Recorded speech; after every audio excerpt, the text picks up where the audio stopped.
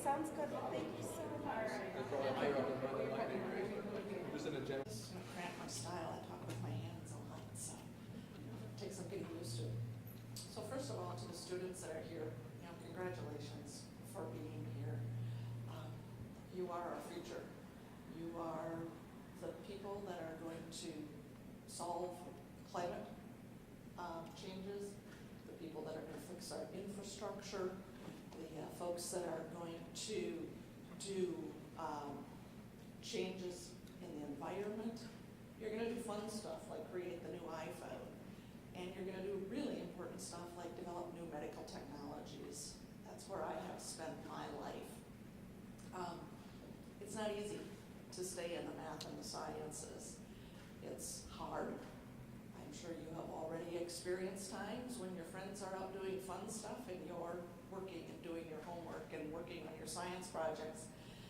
I wish I could say that would change in college, but it won't. It'll be the same pattern in college. But in the long run, it's a really great choice that you're making, staying in the sciences. It's the future. It's going to drive everything. And I can attest to the fact that it is terribly satisfying work. I've been doing this since the early 80s, and I still get up excited every day that I get to go and work on these really great products. So we're going to talk primarily today about medical products, as that's the background, and this is sponsored by Abbott, one of the manufacturers of very many medical products, and talk about innovation generally and then specifically in the med device field. So these first few slides around innovation come compliments of Stanford. Stanford has a program, they actually pioneered programs in innovation for post-grad work. So the material that you're seeing, while very condensed, is coming straight from that program. One of the words you're going to hear a lot in the next hour is needs. What is the need? There's a tendency for those of us that love technology to come up with a really great idea and try to force it through just for the sake of the fact that it's cool technology. That's insufficient. If there's not a need, a commercial need, a medical need, something in our infrastructure that needs this new technology, it's a waste of money and resources. And so these are decisions we make every day in the corporate world. It might be new and shiny and cool, but if it doesn't satisfy something that's going to have commercial value, it isn't worth our time to keep it going. We have to keep looking for the next thing. Success is really driven by diversified teams. It is rare anymore because of our complex systems that anything gets done by an individual. We really rely on teams of people to get things done. And to have successful teams, they need to be diverse. That can mean culture, it can mean gender, it can mean various education paths, different ways of thinking. This is harder to accomplish than you might imagine. As a human, we all have a tendency to like to be surrounded by people that are like us. We like them to look like us, to sound like us, to think like us. And as a hiring manager, you're constantly fighting that internal human bias and really looking to find diverse teams. But at the end of the day, having that is so valuable. There's no substitute for it. One unusual example from my own past, I was leading a project where we had a bunch of new grad engineers and we had a bunch of engineers that were near retirement, so a big age gap. The new engineers wanted to try everything that they had just seen in school, they had just seen something online, they wanted to try it. The older engineers like, yeah, we did that 15 years ago, it didn't work, and they were just shutting it down. And it took a lot of effort to create an environment where both those perspectives could be heard and where we would foster respectful debate and get to the better solution by allowing that to happen.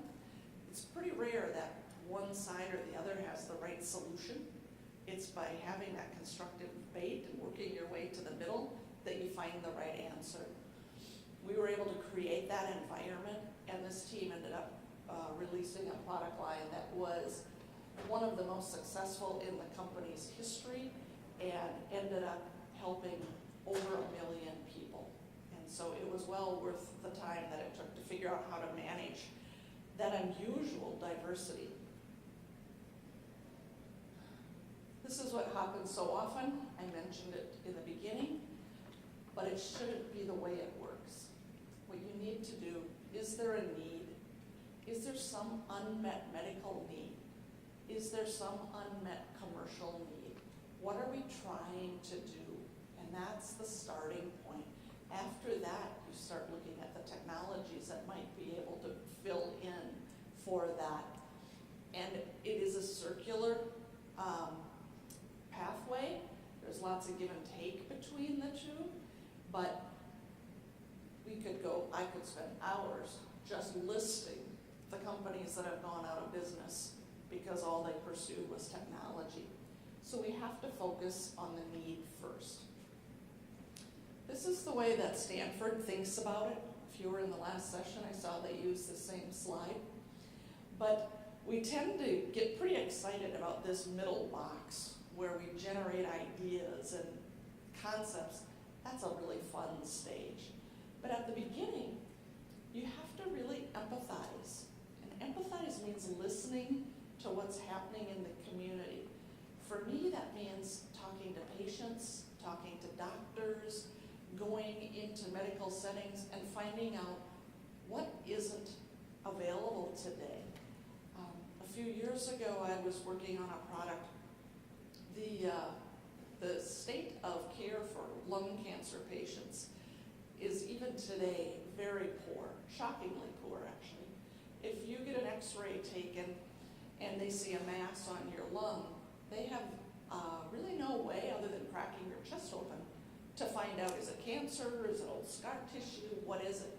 And so oftentimes you're told to go home and wait and we'll take another x-ray in 6 months. Well, if that's an aggressive form of cancer, 6 months is too long to wait. So I worked with a company out of Israel who was using GPS technology to drive a camera down into the bronchial tubes of the lungs, and they created an ability to snatch little pieces of tissue to get a much earlier diagnosis for these patients. And so they saw a need, they saw an area where people were not being treated. After you find out a need, you have to have some parameters around how are you going to select the right answer. And so this is where you start getting to, is it a feature that's really important that you need to deliver to the market? Is it cost? We are a very cost-sensitive industry. Parents probably know this better than the students, but healthcare eats up a major portion of a family's budget. It's one of the #1 reasons families go into bankruptcy is because they can't afford healthcare. And so we have to be cognizant of that all the time. We could come up with the greatest invention in the world, but if it's $1 million per patient, it's not going to help a single person.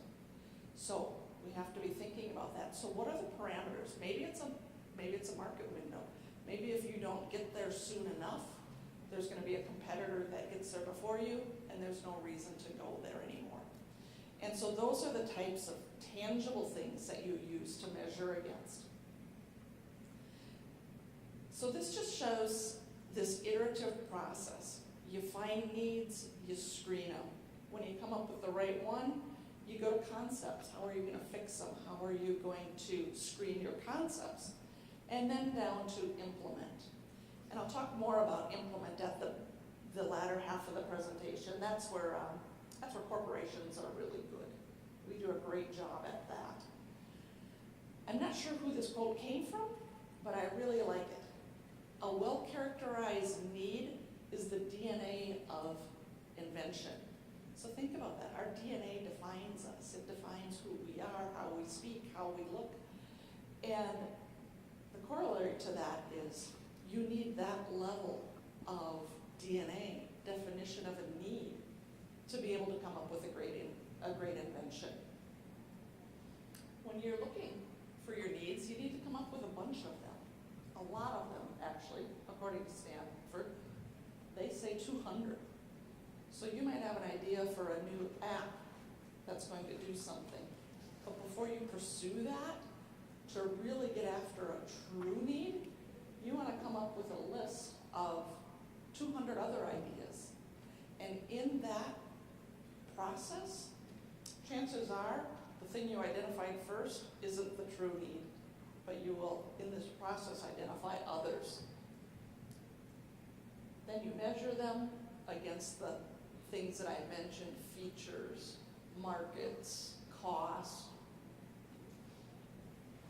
You screen the concepts and pick which one you're going to focus on. And in terms of those filters, this is really important. This just enough. In this phase of innovation, you want to move fast. You want to sort through ideas fast. You want to throw out the bad ones as fast as you can. In order to do that, you don't need to know exact details. You need to know order of magnitude. And so, is someone already in this IP space, yes or no? You don't need to go through and read the details of the patents. Regulatory pathways for medical products, everything we do goes through the FDA and through every worldwide agency that is equivalent to the FDA. Sometimes we have a great product idea, but there's no way it's ever going to get through the regulatory pathway to get to market. And again, you weigh it at this phase. I just shut down a project a couple weeks ago. We had already done quite a lot of concept development, and we found out it was going to take 4 or 5 years to run a clinical study to prove this, and it just didn't have enough benefit at the end of the day to justify that. And so don't get so caught up in details at this phase. This is high-level work. So that is a quick study on innovation. The project we're going to talk about today, the development project, is almost 10 years in the making. And so that's counting innovation to the point where we are going to be studying it clinically. So I'm moving quick, but you get the basic concepts. In medical design, you have a lot of the same considerations you have in any other product. Are you meeting a need? Is it easy to use? Is it manufacturable? But it's a little bit different in terms of what need are you meeting? Is there someone who's really sick? Is there a treatment that's missing? How can I reduce overall healthcare costs? I have a brother who beats me up at least once a week because he's so angry at the cost of medical devices. He doesn't understand it takes 10 years to get one of these things out the door, and hundreds of people and millions of dollars. But we have to be cognizant of that, because we all have health insurers who make decisions about what treatment we're going to get, and if they're too expensive, we're not going to get them out. So we have to think about that. We have to think about keeping manufacturing costs low, and we have to think about keeping manufacturing consistent. Once you release a product, a medical product to the field, you have to make sure that every single one you make is identical to the one that you produced yesterday and a week before. And so once we lock something in, it's very difficult for us to change. We have to go back to all our worldwide regulators and tell them we're doing it. And so you need to make this right the first time. The other thing that's non-negotiable for us is quality and reliability. When you're talking about commercial projects, you have a lot of things you can play with. You can throw more money at it, more resources, you can drop features. You can decide to release it to the world before it's really all that stable. And the perfect example is your software updates on your smartphone. How buggy are they when you download those? And the commercial industry has that luxury. They can choose to get to a market window and release something with bugs. In med device, you don't have that option. If we do that, people die. And so there's a level of diligence and a level of responsibility that is embedded in this industry. The only other ones that are similar would be aerospace, car manufacturers, other industries like that, where if you screw up, people die. And so we think about that every single day. Every day we think about the fact that these products could go in our family. And so before a team decides to release a new product, I ask every team member, would you let this be used on your mother? Would you let this be used on your child? It's a really great way for us to internalize what we're doing. So I'm going to show you a real example of a product we're working on. Someone defined the need almost 10 years ago. They needed a way during procedures, during heart procedures. So for example, you have a blocked vessel. We need to go in and open that so that the blood flow can continue so you don't have a heart attack. When you do that, a lot of these patients already have compromised hemodynamics. Their left ventricle, which is really important for getting oxygenated blood to the brain and everything else, is often compromised. During the procedure, it's further compromised because of the stress on the system. One of the options is you drill the sternum open, you crack the chest open, and if you've never seen this, they literally take a skill saw and drive it up your chest, and then they use these monster clamps to open the rib cage, and then they do open heart surgery. And in that scenario, it's really easy to put together a external pump to help the heart during the surgery. But it's traumatic. I mean, the recovery from those is extreme. And so what we want to do when we are fixing heart issues is to go in through the femoral artery. So instead of cutting your sternum, cracking you open, you get a little slit in your upper thigh, and you thread catheters through that femoral artery into the heart and do the repairs that way. So this idea was, we need a pump that can actually help drive the blood flow during those procedures that we introduce through the femoral artery. So imagine, think about how big a pump is. Just a pump that you use for water in the yard. And now we want to do that through the venous system. That was the idea. It went through these stages, just as I described earlier. And we have a video that will talk more about the product, but this will give you an idea how it works.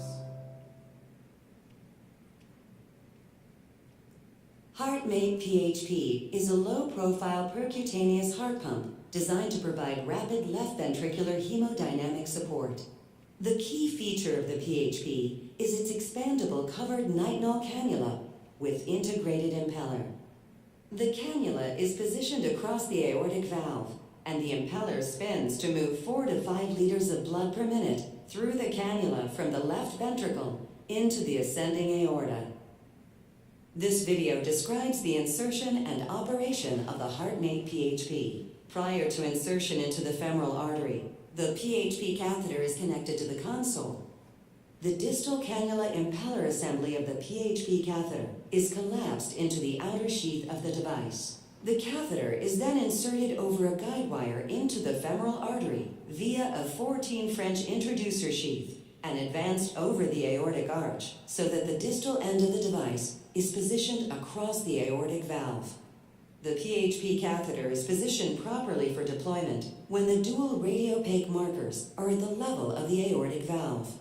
Once properly positioned, the outer sheath of the PHP is retracted, allowing the covered self-expanding nitinol cannula and impeller to fully expand.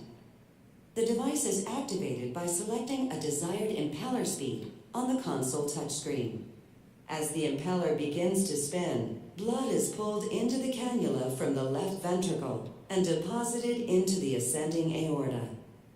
Once the period of support is complete, the device is withdrawn into the descending aorta, The cannula and impeller are recollapsed into the outer sheath, and the entire device is removed from the body.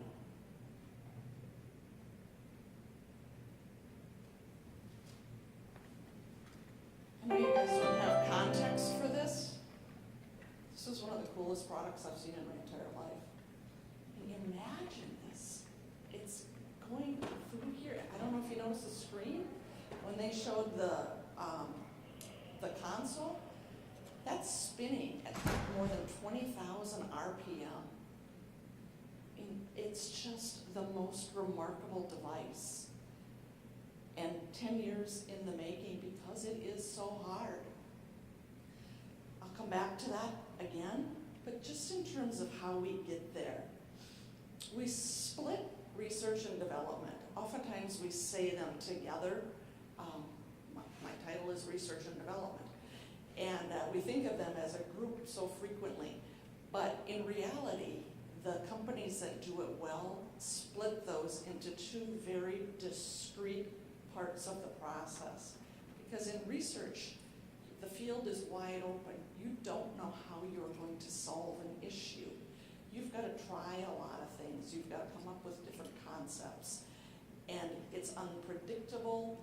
It takes a long time. And you need to allow the folks that time to be creative and to narrow in on a solution.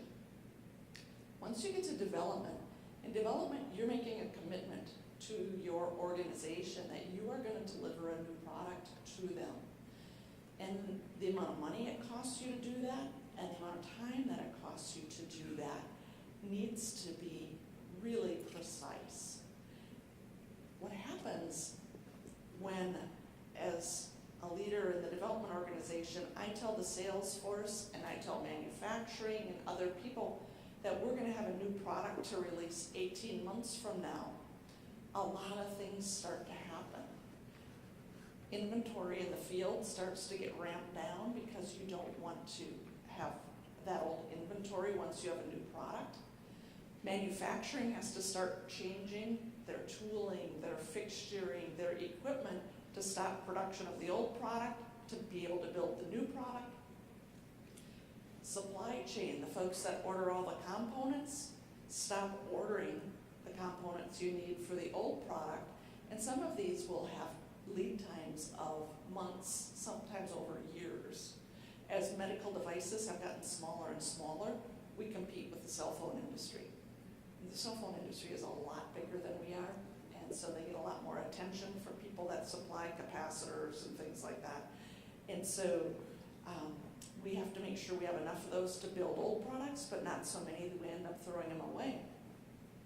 If I, as the person in charge of this new product, don't deliver when I say I'm going to deliver, we suddenly don't have product anymore to sell.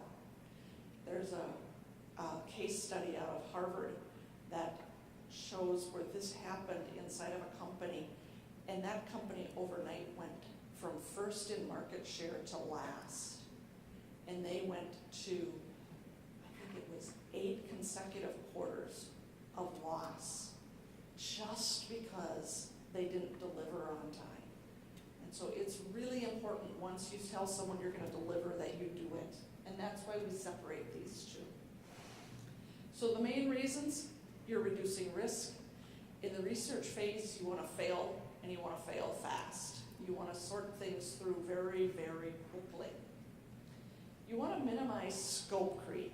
I'm going to spend a minute on this because if you guys go into any sort of engineering or science professions or management professions, wherever you land, scope creep is the single biggest reason we don't deliver products on time. And what it is an engineer is working on something, it's very well defined, they know what they're supposed to be doing, but then they get a new idea. And they're like, well, we could just add this new feature as long as we're working on it. And your boss goes and talks to some doctors in the field and comes in and says, well, Dr. So-and-so said if we added this feature. So all of a sudden, you're working on something that doesn't look anything like you started. That's what scope creep is.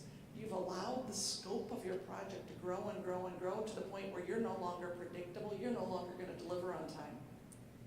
The trickiest part about it is it's almost always well-intentioned. And so you're not watching for it because it's always better to add a new feature. It's always better to please a customer. But at the end of the day, it prevents you from delivering what you said you were going to. And then by bringing that research into an earlier phase, you allow the focus that you need in development. And so you end up lowering your overall costs and how many resources that you need. So we've talked a lot about pre-development concepts, throwing things against the wall. The concept phase is really fun. You know, that includes brainstorming. I'm guessing you guys did some of that as part of your projects. It's the time to just throw anything against the wall and see what sticks. The key to making this work is an open mind, no judgment. You can't laugh at people's ideas. There are no bad ideas in concept phase. You deal with that when you get to the sorting phase. But when you're collecting those 200 ideas that Stanford said you need, you let everything come through. There's no filter. Development, again, it's more predictable. You're focused on timelines. You're focused on delivery. You're focused on design controls. Design controls is a med tech word, but the general concept really applies to everything in terms of developing technology projects. What design control means is that you, at the beginning of your development, say, this is what I'm going to do, this is how I'm going to do it, and then you prove that you did it. And all of this requires protocols, reports, data, all in a well-formed, understandable, written format. There is an expression that every engineer, including myself, hates. If it's not documented, it didn't happen. And it is that simple. In my world, if I have product that I want to ship to the field to be used on humans, an FDA comes in and says, I need to see the test data on that, and we don't have that, I could stand 10 technicians up in front of and swear them in, and they could say, we tested that to the specs and they passed. It doesn't matter. They would have had to say, this is how we tested it using this written protocol. These were the specs we were looking at.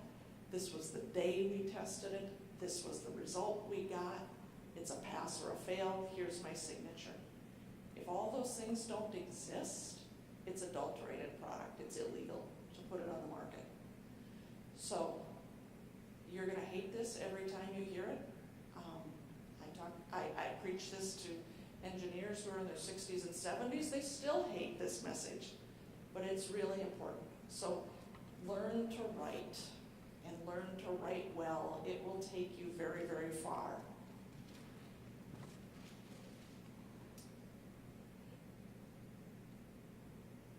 This is just a little bit different way of looking at what we've talked about. And again, you know, this is the innovation.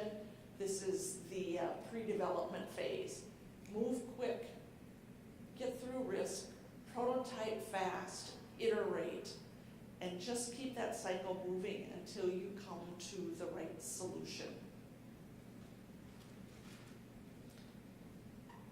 Something you should be doing in this phase, hopefully, if you have enough resources to do it, you guys may have done this on your projects.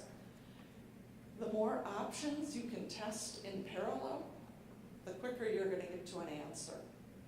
So you might have had 3 ideas. If you had enough people to send a team out to evaluate each of those ideas and do a report back, you're going to get to your answer a lot sooner than if you have to do each of those things serially. And so that's what's meant when we talk about rapid innovation. It's just this constant iteration, moving quickly. Again, you're talking about high-level orders of magnitude.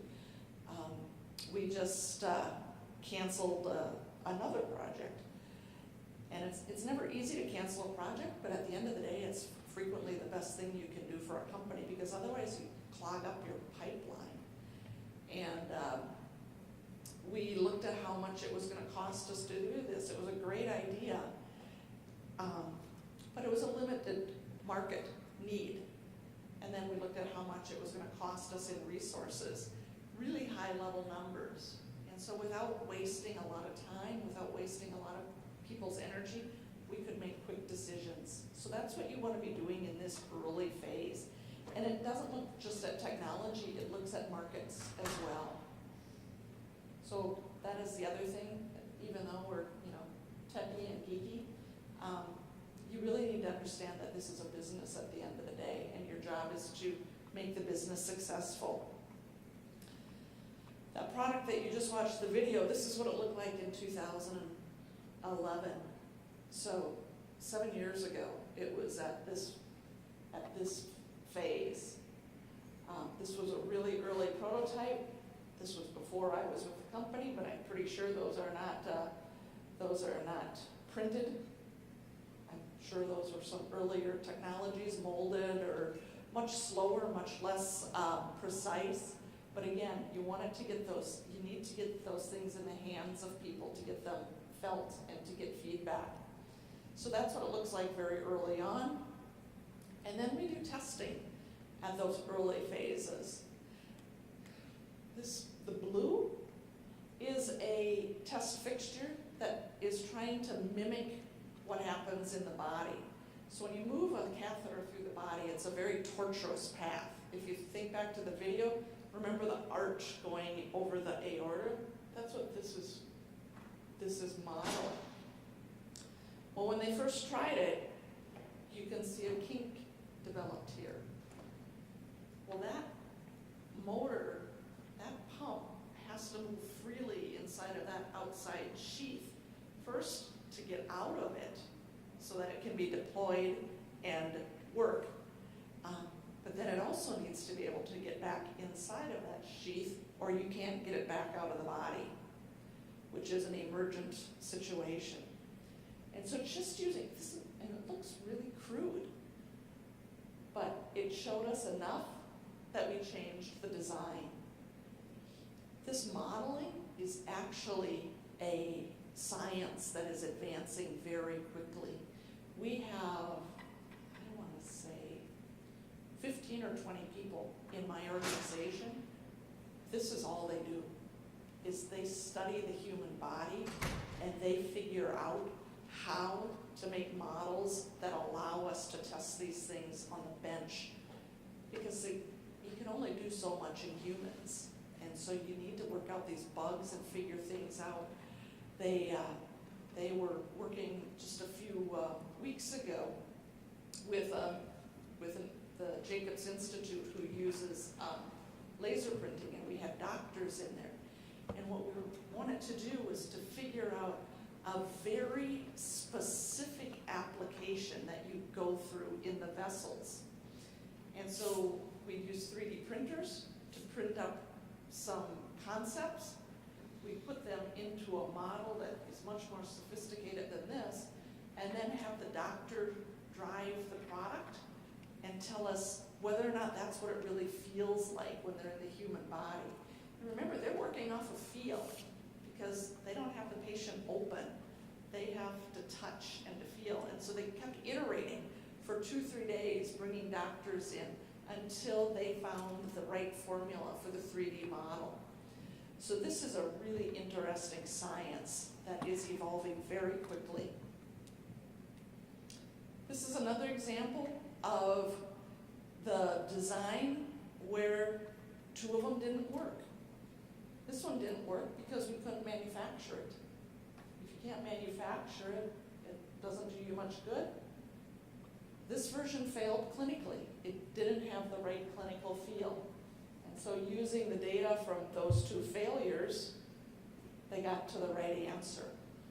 And I use failures very specifically because we're all afraid to fail, especially those of us that tend to be perfectionists, which is a lot of engineers.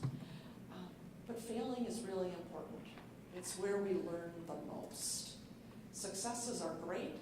We don't learn as much. So when you do fail, step back and figure out what you learned from that. This does not look like much. I've been to the factory that produces this. This is called the Cannula. It is a nitinol tube that comes as a tube, and you laser it out to give it this pattern, and then you dunk it in a plastic to put that coating on it. What this particular part goes through is remarkable. So first off, it's the part that's rubbing up against the vessel as it's pumping the blood. It can't have any rough edges, it can't snag the vessels, it cannot incur any kind of damage. The inside of it has to be a special coating, because when blood moves quickly at 20,000 RPMs, you can break it down and you can damage the blood. It does the patient no good if we keep their blood moving, but we damage it and break it down. And so that has to be very smooth. This is also what holds the part that's rotating at 20,000 RPMs. And so this particular part, it looks so simple when you see it here, but it is so complex.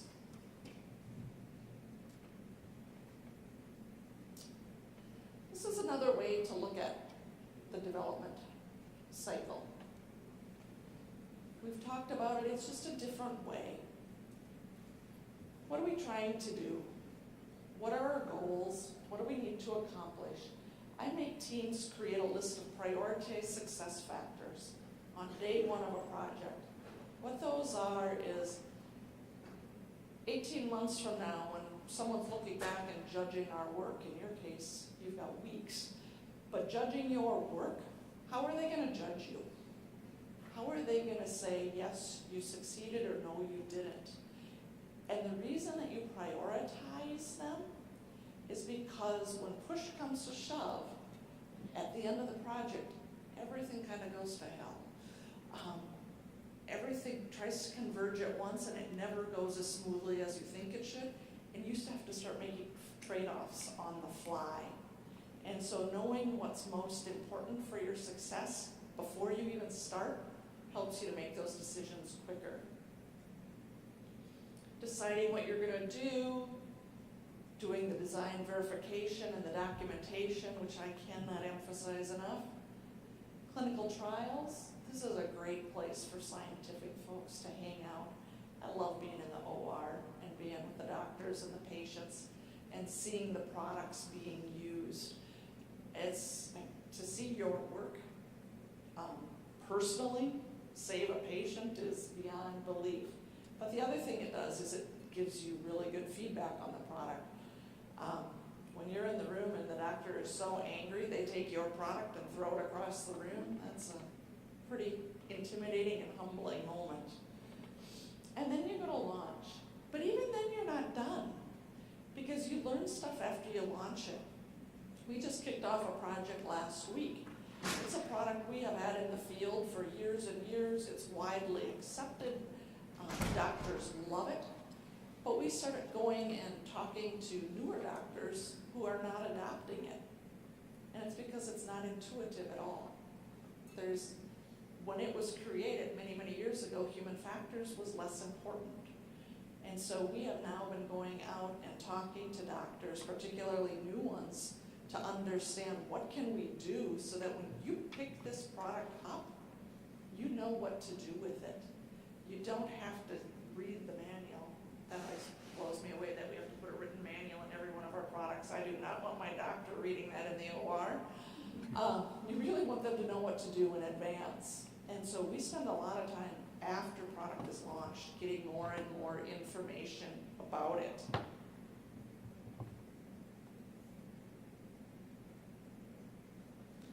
So that was the concept. That was the need that someone envisioned about 10 years ago.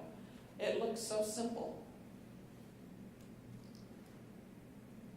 10 years later, we have a beautiful piece of equipment that is going to save lots of lives. Physicians are begging for it. We will release it for one use. Indications in the med device world means you can use this product for only this purpose. And And if you try to tell a doctor to use it for another reason, it's a violation of the law. But as soon as you get something this close, the doctors are already telling you that they want to use it differently. So even though this one is not out the door yet, we've already started 2 new versions of it, because immediately when you show something like this to a physician, they see the future. They see what they can do with it. And again, the human factors, making it comfortable, making it easy, making it safe, can't be overstated. I met with a doctor a few weeks ago, and he described it to me in words I had never heard before. He said, when I walk into a surgery, when I walk into the OR, if I get in that room and I know the scrub nurse and I know the lab tech, I know this is my safe place and everything is going to go well. He said, the scrub nurse knows exactly which instrument to hand me, the technician knows exactly which images to take and show me. He said, it's perfectly orchestrated. The outcomes are great. We're in the OR less, the patient spends less time on the table. Everything goes well. He said, then I walk into the next OR and I don't know anyone. He goes, we're still going to get a good outcome for our patient because we're pros and that's what we do. But he said, it's going to take us longer, it's going to be clumsier, it's just not going to be well orchestrated. He said, when you design products, that's what you need to think about. You want us to walk in the room with your product and feel safe because we know what to do with it. We want to go in there and say, oh man, Abbott is here, we feel really good, we know what we're going to do. That applies to everything that we design, is to make it so familiar to us. And the iPhone is just the most perfect example of it. I mean, who thought? You guys probably thought because you're really young. But those of us that are a little older, we never had a concept that our computer, our phone, our email, our internet, our camera would all be in one place until someone showed us that we had that need. And now, of course, we have new ideas for apps. We continue to come up with ideas for what to do to make it better. And so that's our job. That's our job as innovators, is to get out in front of this and help define these needs and to bring these products to the world. And I have the great privilege of doing this in med devices, but there's lots of other areas where you bring equally cool products to the market. Questions?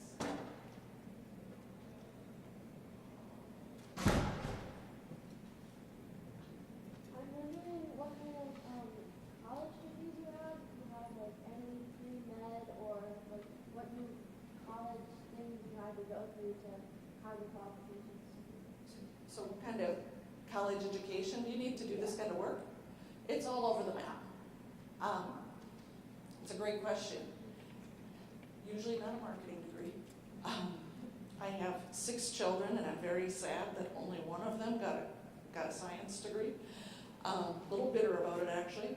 But, so you guys are my hope, my own children are not. So certainly engineering degrees. I mean, we have, it depends on exactly which med device area you're working in, but just where I'm working right now, we have electrical engineers, biomedical engineers, mechanical engineers, chemists, material scientists, pharma experts, just about anything. The beauty of these science degrees, and this is the thing that I could not convince my kids of, they're all adults, so it's too late now. When you keep moving forward in science and math and technology curriculum, you keep your doors open. As soon as you stop doing that, doors start shutting to you.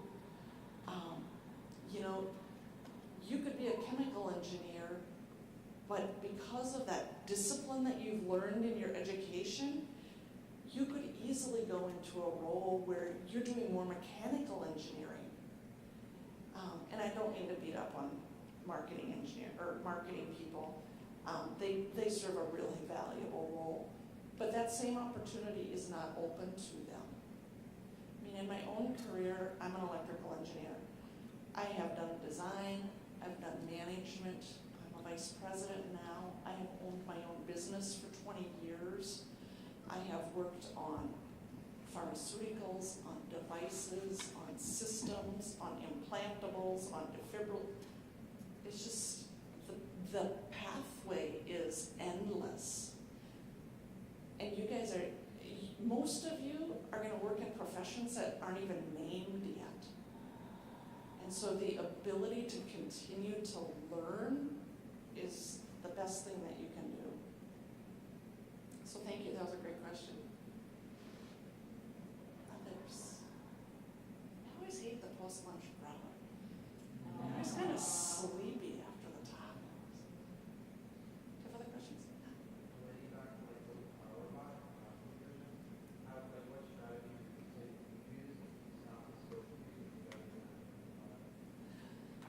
So let me make sure I understand. So thinking about your what? Yeah, scope creep.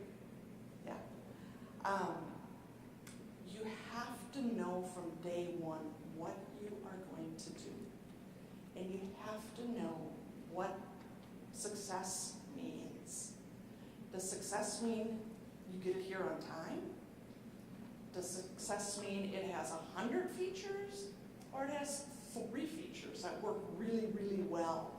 So work with your team and your advisor to define that on day one.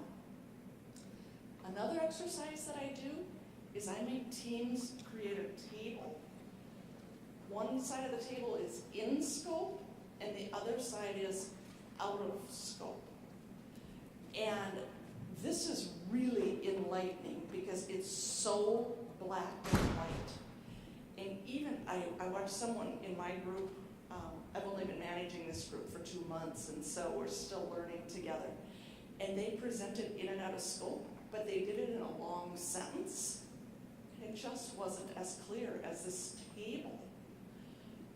I once went in and did a project turnaround where they were way off base. They were so far off schedule, outside of budget, everything. And so I went in to figure out what was going on. And so I worked with the team and we did the prioritized success factors. We did the in and out of scope. When I brought the CEO in to look at it, these guys were so far off base in what they were working on. They were working on entirely the wrong project. And then the other thing, just say no. I know it sort of sounds like the DARE slogan, but it works. When somebody comes to you midstream and says, oh, we think you should, is it in scope? Nope, not gonna do it. Maybe next time. So, you're welcome. Other questions?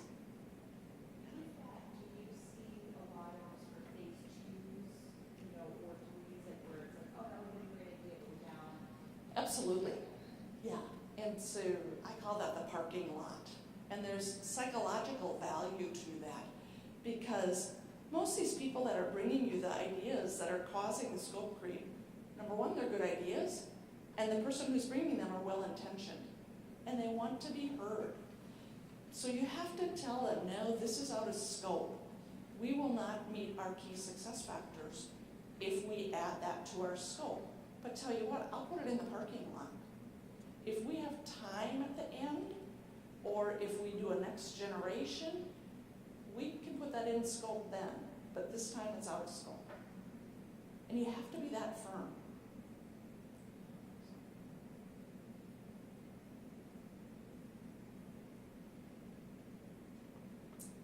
Anything else? Yeah. No. Can you talk a little bit about being a woman what your experience is like, what advice you have for young girls? How do I answer that? That's a really great question. So I have been the only woman so often. In college, there was one other woman in my engineering class. We had no female instructors. Very rarely have I ever been on a staff of any sort where there were more women. So I honestly didn't think about it a lot. It wasn't, it didn't didn't register because being with all men all the time was just my reality. I really have been lucky enough to not have experienced a lot of discrimination. There were a few times that things got kind of uncomfortable, but now as I listen to the Me Too stories, I experienced nothing of that extreme. So I've been very fortunate. Now, however, I'm on this new staff, which 10 months ago was all men. And my boss, the new president, has hired 3 women since he's been on the staff. And he's really great about it. He talks about it a fair amount in public, and he's very clear that he's proud to have 3 women on his staff, but he didn't go shopping for women. In my particular case, I went up against about 120 people through the sorting process to get this job, and I'm sure the other 2 women on the staff did as well. It's refreshing. I wouldn't have anticipated it. It adds a level of diversity that I hadn't experienced before, and that's really fun. And we're not all, hey, girl power, it's just not who we are. We're all late in our career. But it is fun, and it does add a different dimension to the staff. So I don't know if that's a great answer, but it's been just a tremendous career for me. And sometimes being the minority opened the door, particularly with a name like Tony. Sometimes they thought they were opening the door to a guy, and I showed up. That was particularly useful a few times. But you know what? You still have to work harder. That has not changed. You still have to prove yourself. People still ask a lot of questions.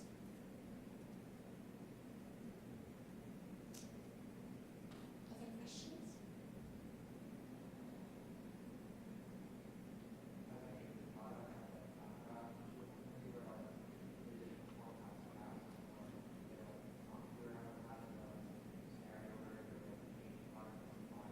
Yes. I have not had that experience at Abbott, so I'm not speaking about Abbott. But yeah, products fail. These are really complex. Patients are really complex, and it's heart-wrenching. When you get the phone call that a patient died while your product was being used on them, it's gut-wrenching. And so you go through a recall, which is a very formal process. And the regulators put a lot of hurdles in front of you before you can go back, but the companies with great integrity, which are most of them, put more hurdles in front of themselves than the regulators do, because it's a terrible thing to experience. Usually it's not death, usually it's just that they didn't work as well as you wanted them to, but it does happen. It's a great privilege to be in the industry, and it's a great responsibility. Other questions? So I think that's our time, but again, stay with it. It is so worth it. And I've just had so many doors open to me